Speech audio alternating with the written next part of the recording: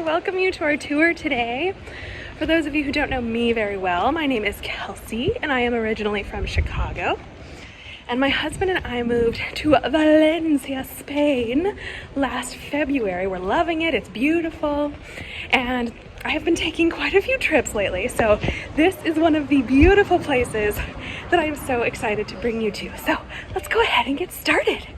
Welcome to Castellón de la Plana, Part 2. This is a vibrant city located on the eastern coast of Spain in the province of Castellón.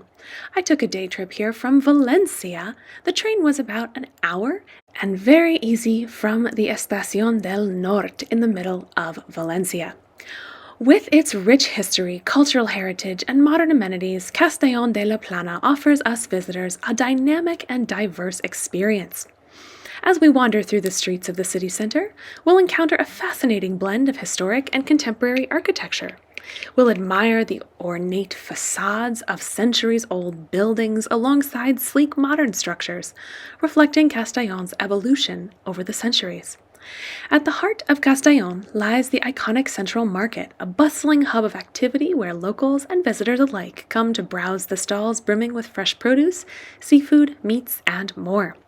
We'll immerse ourselves in the vibrant atmosphere as we sample local delicacies and interact with the friendly vendors. No visit to Castellón would be complete without exploring its cultural landmarks, such as the imposing Cathedral of St. Mary.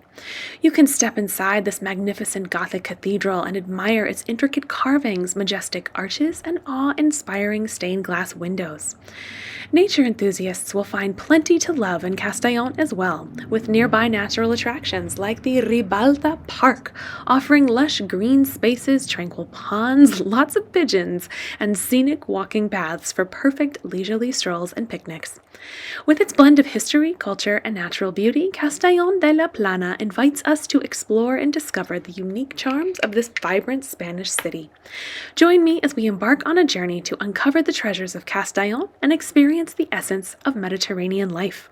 This is a free travel documentary. For a more in-depth look at specific cities worldwide, as well as 100 different destinations, check out my tours in the Buy Me a Coffee links below this video, which have live commentary and city-specific information about all of the amazing architectural and cultural things that we explore along the way. For this tour, we will be seeing scenes from Castellón de la Plana and hearing about Spain in general. So, thank you for joining this free tour. Let's get started. Spain's location is a key factor that has shaped its history, culture, and geopolitical significance. Situated in southwestern Europe, the Iberian Peninsula, where Spain is located, has been a crossroads of civilizations for millennia. Spain's strategic location has made it a melting pot of cultures and a stage for numerous historical events. Phoenicians, Carthaginians, Romans, Visigoths, and Moors have all left their mark on this region. The Moorish occupation of Spain from the 8th to the 15th centuries profoundly influenced its architecture, science, and culture.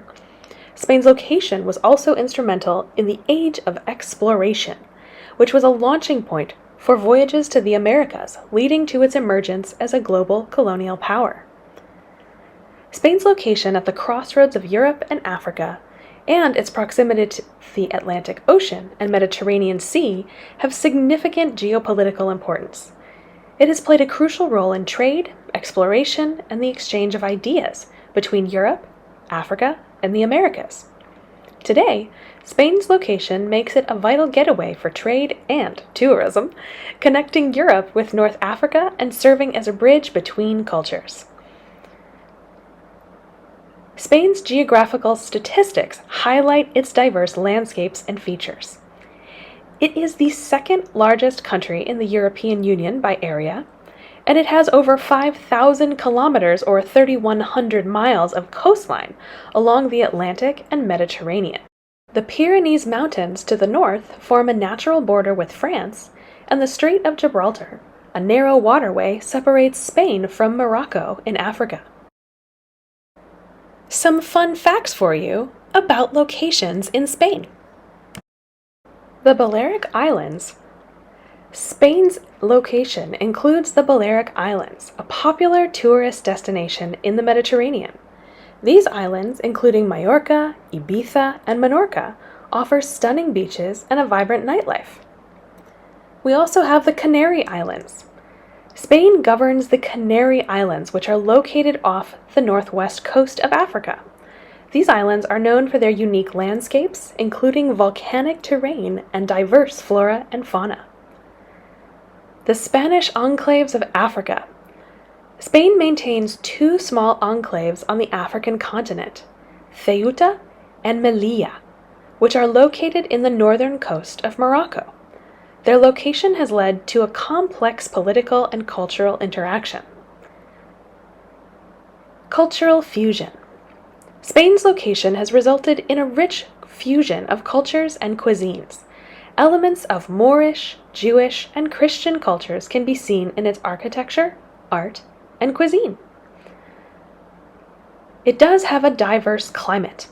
Spain's geography contributes to a wide range of climates, from the Mediterranean climate along the eastern coast to the arid conditions of central Spain and the temperate climate in the north. Spain's location has been a central element in its historical, cultural, and geopolitical development. It continues to be a dynamic and influential nation at the crossroads of Europe, Africa, and the Americas, with a rich heritage shaped by its strategic position. While we look around, let me tell you the history of markets in Spain. Markets, or mercados, in Spain is deeply rooted in the country's cultural and economic heritage. Known as mercados in Spanish, they have been integral in Spanish life for centuries, with their origins dating back to medieval times. The establishment of markets was influenced by a combination of historical, economic, and social factors. Let me tell you about them. Spanish markets traditionally serve as vibrant hubs, where local producers, artisans, and merchants gather to sell their goods. These markets offer a diverse array of products, including fresh fruits, vegetables, meats, seafood, dairy, artisanal crafts, textiles, and more. The emphasis on fresh and local produce reflects Spain's strong agricultural traditions and the importance of regional culinary specialties. The practice of setting up markets in public squares or designated areas has ancient roots, though, aligning with historical trading patterns. Over time, markets became essential for both rural and urban communities, providing a platform for economic exchange and fostering community bonds. The significance of markets in Spain lies not only in their economic role, but also in their cultural and social importance. Markets serve as spaces for social interaction, cultural expression, and the preservation of culinary traditions. The lively atmosphere of Spanish markets, with their colorful displays and passionate vendors, contributes to a unique and immersive experience for locals and visitors alike. In recent years, there has been a resurgence of interest in traditional markets, driven by a growing appreciation for local and sustainable products. Spanish markets continue to evolve, adapting to contemporary trends while maintaining their timeless role as pillars of community life. My favorite things to buy in markets are spices, local fruits, fresh vegetables, maybe a special sweet treat. What's your favorite thing to buy in a local market? Let me know in the comments below this video. Now, let me give you a little bit of background and history about the Moorish conquest here. Also known as the Islamic conquest of the Iberian Peninsula, the Moorish conquest was a significant historical event that spanned several centuries. It began in the 8th century when Muslim forces, led by Umayyad Caliphate, crossed the Strait of Gibraltar from North Africa and invaded the Iberian Peninsula. The conquest marked the beginning of the Islamic rule in parts of modern-day Spain and Portugal. The Moors, who were of Berber and Arab descent, introduced a rich culture and intellectual heritage to the region. The Moorish conquest had profound and lasting effects on the Iberian Peninsula. It resulted in a period of culture and intellectual flourishing known as Al-Andalus, which is where we get the name Andalusia, by the way, where Muslims, the Jewish population, and Christians coexisted and contributed to a vibrant, peaceful society. This era saw advancements in science, medicine, philosophy, and architecture, with notable figures like Averroes and Maimonides emerging as influential scholars. The architectural legacy of the Moors is still visible today in landmarks such as the Alhambra of Granada and the Mezquita in Córdoba. The Moorish conquest gradually expanded across the Iberian Peninsula, with the Umayyad Caliphate establishing the Emirate of Al-Andalus in the 8th century. Over time, Al-Andalus fragmented into various smaller Muslim-ruled territories, known as taifas, due to internal conflicts. This fragmentation eventually allowed Christian kingdoms in the north to launch the Reconquista, a centuries-long effort to retake the Iberian Peninsula. Now, I found some interesting facts for us about this time. During the height of Al-Andalus, this region was known for its religious tolerance and coexistence. Muslims, the Jewish population, and Christians often lived side by side, and scholars from various backgrounds collaborated on intellectual pursuits. This period is often cited as an example of interfaith coexistence in history. The Moors also left an indelible mark on Iberian architecture. We can see this all over Spain, but especially in the south, places like Alhambra, a great palace and fortress complex in Granada, is celebrated for its stunning Islamic design and intricate tile work. The Mezquita in Córdoba also is a former mosque with a unique blend of Islamic and Christian architecture. The Al-Andalus was a center of scientific innovation during the Middle Ages also. Scholars in the region made significant contributions to fields such as astronomy, mathematics, and medicine. Their works were later translated into Latin and influenced European Renaissance thinkers. The Christian Reconquista gradually reclaimed territory from the Moors, leading to the eventual fall of the Nasrid dynasty in Granada in 1492.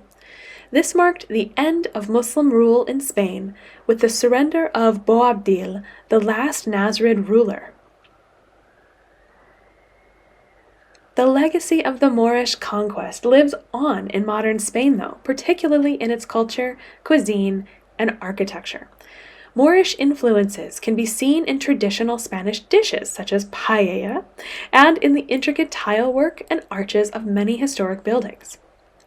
The Moorish conquest of the Iberian Peninsula was a complex and transformative period in history, characterized by cultural exchange, intellectual growth, and architectural splendor. The legacy of Al-Andalus continues to shape Spain's cultural identity and heritage to this day. Some details for you on the Moorish influence on architecture. It is characterized by its distinctive features and intricate details. So first, the Moorish architecture is renowned for its intricate geometric patterns. We see this all over Spain. These patterns often feature interlocking designs, including stars, hexagons. These motifs can be found on tiles, plasterwork, and even in the layout of gardens and courtyards. The arches are particularly beautiful. Moorish arches are a prominent feature in their architectural designs. This horseshoe arch, known as the, quote, Moorish arch, is a classic example. These arches have a distinct shape resembling an inverted horseshoe, and they can be seen in doorways and windows, interior spaces, all over. Moorish architecture often incorporated the courtyards and the gardens as part of the integral elements of the design of the space also. These areas are typically adorned with fountains, reflecting pools and lush vegetation. The Alhambra in Granada, for example, is a famous area that exemplifies this concept, with stunning general life gardens that should not be missed. The stucco and plasterwork are also very interesting. Elaborate stucco and plasterwork are hallmarks of Moorish architecture. The intricate lace-like patterns are meticulously carved into plaster surfaces, creating a stunning visual effect. These can be observed on walls, ceilings, and even on domes. In terms of the mosaic tile work, Moorish buildings often feature these zelige, in Morocco, which are mosaic tilework patterns. These colorful tiles are arranged in geometric and floral patterns, creating breathtaking displays on walls, floors, fountains, windows, door frames. Very, very beautiful and much more popular than one might think all over Spain. Arabic calligraphy is another significant element in Moorish architecture. Inscriptions from the Quran or poetic verses are often incorporated into architectural designs, lending spiritual and artistic value to the structures. Moorish architecture frequently includes cupolas and domes, often adorned with intricate tilework and geometric patterns like discussed before. These are breathtaking domed ceilings. They exemplify this feature. Many Moorish buildings incorporate fountains also for ritual purification. They're often adorned with decorative tilework and provide a functional and aesthetic purpose. The enduring legacy of Moorish architecture can be seen in numerous structures throughout Spain, particularly in places like Alhambra, the Mezquita of Córdoba, the Alcázar of Sevilla, but also in many more local structures like the town we're in today. The influence of Moorish design elements continues to captivate architects and designers worldwide, contributing to the rich tapestry of architectural history. Don't you find all of these beautiful things inspiring? Well, you're not the only one. Spain has a rich and diverse artistic heritage, with many famous artists who have made significant contributions to various art forms. Some of the most renowned artists in Spain are Pablo Picasso, who was one of the most influential artists of the 20th century, known for pioneering the Cubist movement and creating iconic works like Guernica. He was born in Malaga and spent most of his career in France, but remained deeply connected to his Spanish roots. Salvador Dalí, who was a prominent surrealist artist known for his eccentric and imaginative works, born in Catalonia, and his paintings such as The Persistence of Memory are celebrated for their dreamlike quality. And Juan Miró, who is another prominent Catalan artist. He was known for his abstract and surrealist paintings. His works often feature playful, biomorphic shapes and vibrant colors. Who's your favorite? Let me know in the comments below. The history of oranges in Spain is quite fascinating though, so let me tell you a little bit about it. Oranges, particularly the sweet orange, the citrus times sinensis, have a long and complex history in the Iberian Peninsula. Oranges were introduced to Spain by the Moors during their occupation of the Iberian Peninsula from the 8th to the 15th centuries. The Moors brought citrus fruits, including oranges, of course, but also lemons with them from the Middle East. Oranges found a suitable climate in the southern regions of Spain, such as Andalusia, where they thrived. The warm Mediterranean climate was ideal for growing citrus fruits, and the orange orchards, orange groves, became common. As Christian forces gradually retook control of the Iberian Peninsula from the Moors during the Reconquista, they inherited and expanded upon the Moorish agricultural practices, including orange cultivation. Oranges from Spain, particularly the Sevilla oranges, became highly sought after and were exported to other parts of Europe. Sevilla oranges, known for their bitter taste, were used primarily for making marmalade. Oranges became a symbol of the region's cultural identity, though. The orange blossom, in particular, became associated with Andalusia and is used in various cultural and religious events, including weddings and festivals. In the 19th and 20th centuries, the citrus industry in Spain expanded significantly. Improved transportation and agricultural techniques allowed for larger-scale cultivation and the export of oranges. Valencia, in particular, became known for its sweet oranges. Spain is now one of the world's leading exporters of oranges and citrus fruits. Spanish oranges are known for their quality and flavor and exported to countries around the world. Spanish cuisine also incorporates oranges in various dishes and desserts. Orange juice is a common breakfast beverage, and oranges are used in salads, marinades, and dessert like crema catalana, which is sort of like crème brûlée, but less fat and more egg yolk, and more milk. It's quite delicious. The cultivation and consumption of oranges, though, have become deeply ingrained in Spanish culture, and they remain a significant agricultural product and cultural symbol in Spain. The sweet, juicy oranges of Spain continue to be enjoyed both domestically and internationally. Now, because I live in Valencia, I have to tell you a little bit about Valencian oranges specifically. They are renowned worldwide for their exceptional flavor and quality. Sweet oranges, from Valencia, are believed to have originated in Southeast Asia and were introduced to Europe by Arab traders. In the case of Valencia, oranges were likely introduced to Spain by the Moors during their rule of the Iberian Peninsula. The region's warm Mediterranean climate, with mild winters, plenty of sunshine, provides the perfect conditions for cultivating sweet oranges. The region's fertile soil and adequate rainfall also contribute to the quality of the fruit. Valencia is known for growing several varieties of sweet oranges, including the well-known Valencia orange. It also produces other varieties such as navel oranges and blood oranges. But Valencia is a major hub for exporting sweet oranges to countries around the world. Spanish Valencian oranges are highly regarded for their sweet, juicy flavor, and they are in demand both domestically and in international markets. The orange tree is an iconic symbol of Valencia. The orange blossom, with its fragrant white flowers, is the official flower of the city and holds cultural significance. These blossoms are used in various traditions and celebrations, and oranges play a prominent role in Valencian cuisine. They are used in a variety of dishes, both sweet and savory. For example, they're used in the famous dish paella, as well as desserts like crema catalana and orange salad. Oranges are integrated into local festivals and traditions also. During the annual Fallas festival in Valencia, large sculptures, including some made of oranges, are created and displayed throughout the city before being set on fire in a spectacular event called the Crema. The cultivation of sweet oranges is a significant contributor to the region's economy. The citrus fruit industry generates employment and revenue for the local agricultural sector.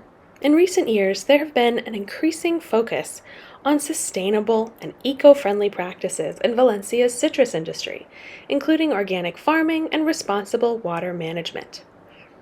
Valencia oranges are not only a staple of the region's agriculture and economy, but also a symbol of its cultural heritage and a source of pride for the people of Valencia. Their sweet and juicy flavor has made them a beloved fruit worldwide.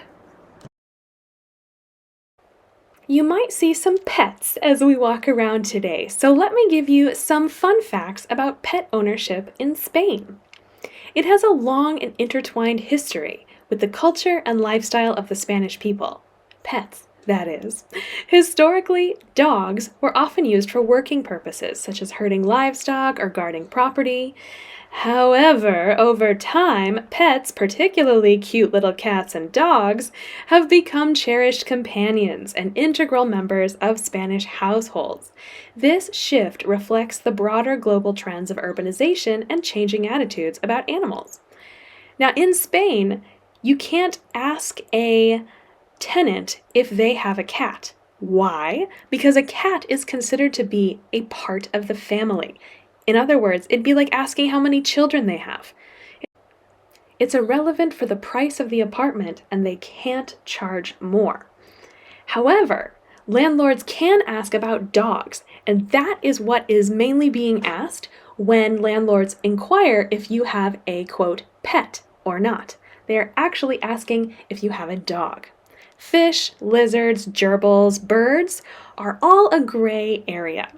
However, back to the subject. Pet ownership holds significant importance in Spanish society. They provide companionship, emotional support, a source of joy, of course, and they contribute to the overall well-being of pet owners. The act of caring for pets promotes responsibility and empathy, particularly among children.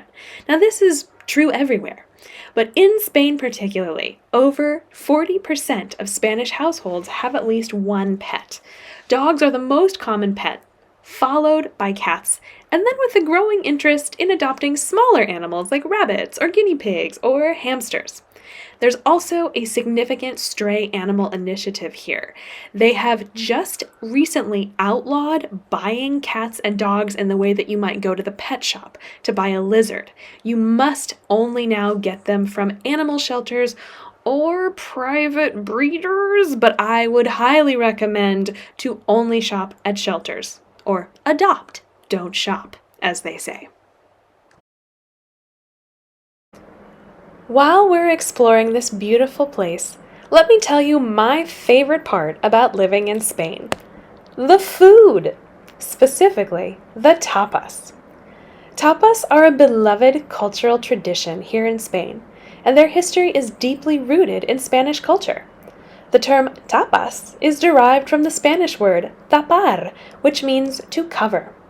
The origin of tapas is often traced back to the practice of placing a small plate or saucer over a glass of wine to keep the flies away, something I am currently struggling with on a daily basis.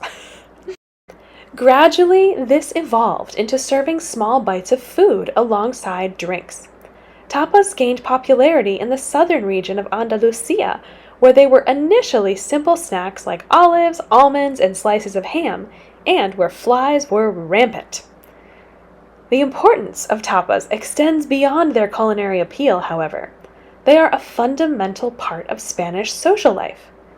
Sharing tapas with friends or family is not just about the food. It's about fostering connections and enjoying the moment. Tapas create a relaxed and convivial atmosphere in Spanish bars and restaurants, encouraging conversation and camaraderie. The tradition of tapas has spread well beyond Spain's borders. Lucky us. Tapas-style dining has become a global trend, with restaurants worldwide offering small plates of diverse and flavorful dishes inspired by Spanish cuisine. In Spain, tapas vary greatly by region, reflecting the local ingredients and culinary traditions. Each region offers its unique spin on these small bites, contributing to the rich tapestry of Spanish gastronomy. One of the most exciting aspects of tapas is, of course, their diversity. So I found some fun facts for you about my favorite parts of tapas, and I thought you might enjoy them. You can find a wide range of tapas, from classic favorites like patatas bravas, which are fried potatoes with spicy tomato sauce, paprika, mayonnaise, and aioli sauce on them, and croquetas, which are fried breadcrumb-coated rolls. Are you hungry yet? To more modern and inventive creations. Spain's regions each have their own tapas specialties, though. For example, in the Basque country, pinchos are a type of tapa where ingredients are skewered with toothpicks on small pieces of bread. In Andalusia, you'll find gazpacho, cold tomato soup, and fried fish tapas, reflecting the region's climate and proximity to the sea. In Spain, it's common to enjoy tapas in the late afternoon or early evening as a prelude to dinner.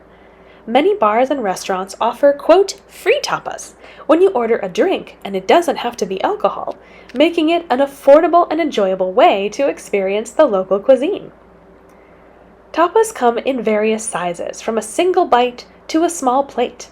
The idea is to order a variety of them and share with your companions, allowing everyone to taste a little bit of everything. While traditional tapas remains popular, modern chefs have taken tapas to new heights with innovative ingredients and presentation. This fusion of traditional and innovation keeps tapas culture vibrant and exciting. Tapas are more than just appetizers. They are a cherished part of Spanish culture, encouraging social interaction, culinary exploration, and the celebration of regional flavors. The global popularity of tapas speaks to their enduring appeal and the rich tapestry of Spanish gastronomy.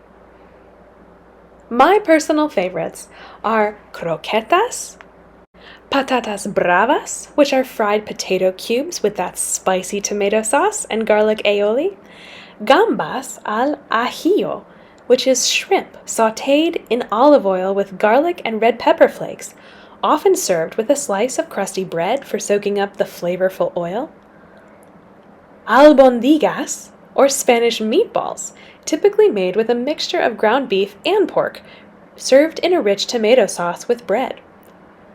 Tortilla española, which is a Spanish omelet made with eggs, potatoes, and sometimes onions, although it is quite debatable if the onions should be included or not. You will find many local Spaniards debating as to whether this is an appropriate addition.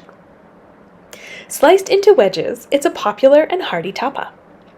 Jamón ibérico is also quite delicious. These are thin slices of exquisite Spanish cured ham, often served with crusty bread or as a simple garnish.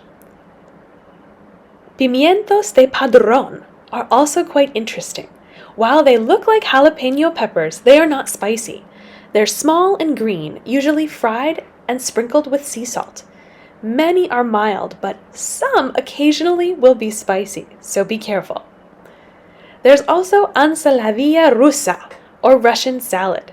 This is the Spanish version of potato salad, made with peas, carrots, tuna, mayo, and, of course, potatoes. There's also aceitunas, which is assorted olives. Marinated with herbs and spices, they are served as a simple and classic tapa, and delicious. While we explore, let me tell you a little bit more about the history and background of bullfighting in Spain. Known as corrida de toros in Spanish, bullfighting has ancient roots. It traces its origins to prehistoric rituals, but the modern form of bullfighting emerged in Spain in the 18th century. Bullfighting has been a significant cultural and sporting event in Spain for centuries, with strong ties to the Spanish identity. Supporters of bullfighting argue that it is an art form, while matadors demonstrate their skills, their courage, and grace in the ring while facing a charging bull. Bullfighting has historically been a major tourist attraction in Spain as well, drawing visitors from around the world to witness this traditional Spanish spectacle. In recent decades, however, bullfighting has faced some serious opposition due to concerns about animal cruelty. As a result, some regions in Spain have banned or reduced public funding for bullfighting events. Attendance at bullfighting events has also declined. There are fewer bullfighting activities in the arenas than in the past. Oftentimes now, the arenas are used for cultural events, such as concerts, exhibitions, or other activities. Some interesting information about matadors. Matadors are the highly skilled bullfighters who face the bull in the ring. They wear distinctive clothing, including the traje de luces, the suits of lights, which is adorned with intricate embroidery. The bull used in bullfighting is a specific breed, known as the Spanish fighting bull, the toro bravo. They are bred for their strength, agility, and aggressiveness. Animal cruelty concerns often revolve around how the bull is often drugged or in some way hindered before the fight even begins. While Spain is most closely associated with bullfighting, similar traditions exist in other countries, such as Portuguese bullfighting, where the bull is, thankfully, not killed in the ring. Bullfighting remains a subject of debate, with some arguing that it is a cultural tradition worth preserving, while others view it as a form of animal cruelty, and insist that there must be a better way to preserve a cultural tradition without harming the animals. Due to the fact that there has been growing concern for animal welfare, in recent years, modern adaptations have been introduced to reduce harm to the bull. It's important to note that these changes are not universally accepted, and bullfighting remains a controversial practice. However, here are some things that I thought might be of interest. In some regions of Spain, there is a variation of bullfighting known as corrida de rejones, or mounted bullfighting. In this form, the bull is not killed in the ring. Instead, the bullfighters, known as rejonadores, use lances with barbed ends to perform and demonstrate their horsemanship skills. The bull is later spared and retired to the ranch, presumably to heal its wounds. Some regions have also introduced non-lethal bullfighting competitions where the bulls are not harmed at all. These events emphasize the skill of the matador in engaging with the bull without injuring it. In response to concerns about animal welfare, there have been efforts to implement stricter regulations and protocols to ensure the well-being of the bull during the fight. These measures include monitoring the physical condition of the bull before the event and ensuring proper veterinary care. To meet changing public references, some Spanish regions have shifted their focus from traditional bullfighting to alternative forms of entertainment. This includes events like recotadores, where participants show their skill in dodging and leaping over charging bulls without injuring them. There are educational initiatives as well, aimed at teaching children and the public about bull anatomy, behavior, and the importance of animal welfare, even for animals that we see as dangerous. These programs seek to foster empathy for animals and promote alternatives to traditional bullfighting. It is essential that while these modern tactics aim to reduce harm to the bulls, they do not eliminate the ethical concerns associated with bullfighting entirely. Bullfighting remains a highly controversial practice, with passionate arguments on both sides regarding its cultural significance, cruelty to animals, and need for reform or abolition. The level of acceptance and support for these changes varies within Spain and internationally, reflecting the ongoing debate over the ethics of bullfighting.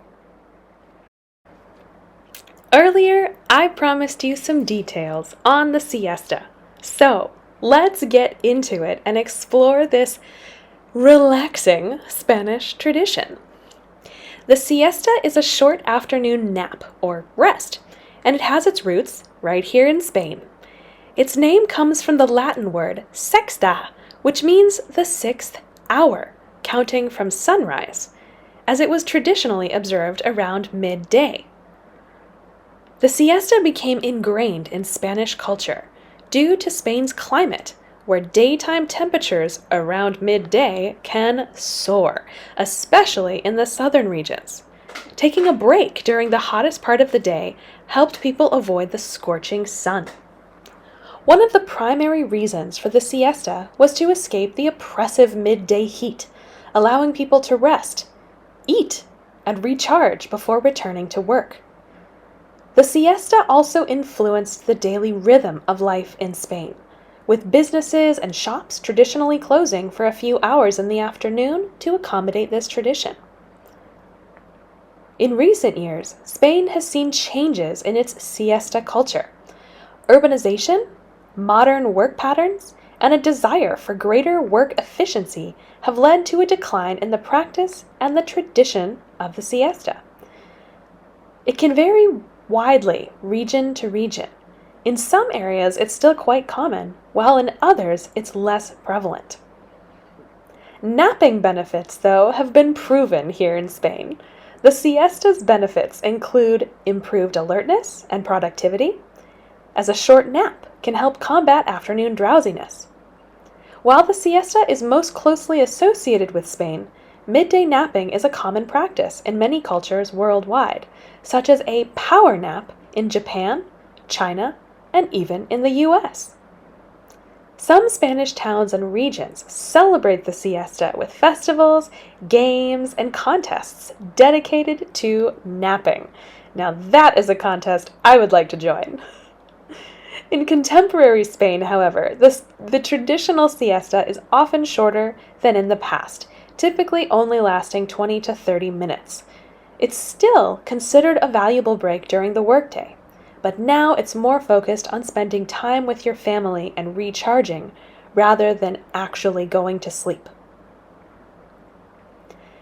The siesta is a cultural tradition rooted here in Spain, historically important for escaping the midday heat. While its observance has evolved over time due to changing lifestyles, it still remains a fascinating aspect of Spanish culture and a topic of interest for those exploring the country's traditions, and for those who are a little drowsy. While you're exploring, you might hear a few words of English, but in general, in Spain, Spanish is the most widely spoken language. In fact, Spanish is one of the most widely spoken languages in the world. It is native to over 460 million people, making it the second most spoken native language after, what do you think? English? German? No, neither one. It is after Mandarin. Spanish is the official language or the national language in at least 21 countries, including Spain and most of Central and South America.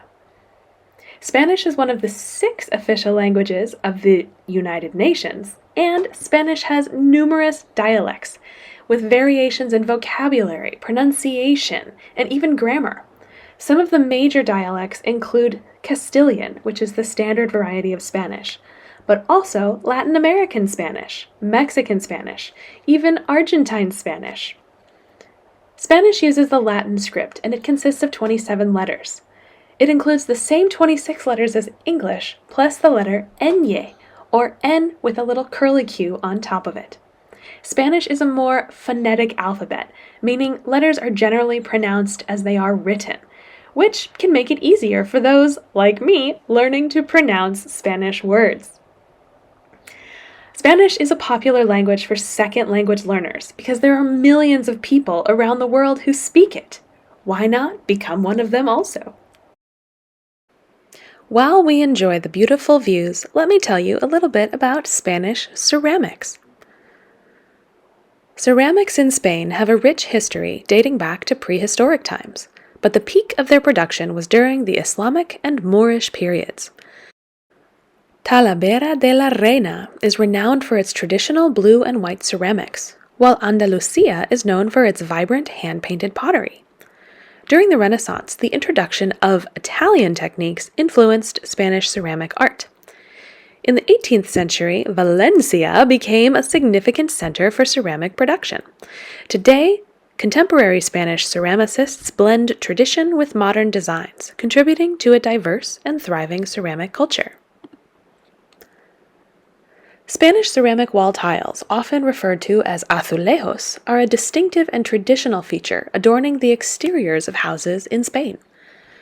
These decorative tiles showcase intricate designs, vibrant colors, and a unique artistic flair that reflects the rich cultural heritage of Spain. The use of ceramic tiles in Spain dates back centuries, with a strong influence from the Moorish and Islamic style of art. Over time, artisans developed their own distinct style, blending geometric patterns, floral motifs, and figurative elements.